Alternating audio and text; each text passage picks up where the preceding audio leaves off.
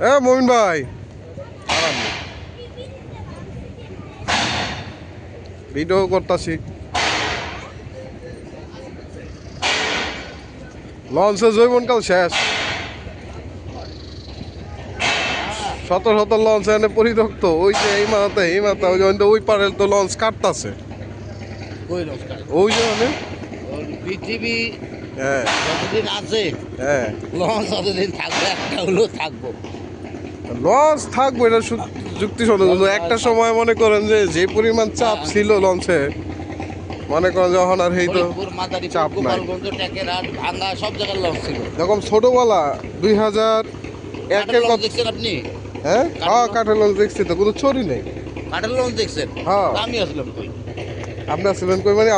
আমরা তো ঢাকা শহর তো লঞ্চ দিয়ে আমাকে যাতায়াত ছিল ৭০ থেকে। এছাড়া কোনো আমার চোখে পড়ে নাই। বিকল্প কোনো অপশন ছিল না। কাঠের লঞ্চ তো আমার চোখে পড়ে নাই। কে আপনি দেখেন নি? আপনি যে এই এলাকা 30-35 বছর ধরে, তা কাঠের লঞ্চ গেছে কয় বছর ধরে? লঞ্চে যাতায়াত শুরু হয়েছে কত বছর ধরে? সেইটা কর। এটা তো চিন্তা করি, কাঠের লঞ্চ। আপনার লোহার লঞ্চ, কাঠের লঞ্চ তো মনে হয় যে কত 90-95 না। 2000 পর্যন্ত ছিল।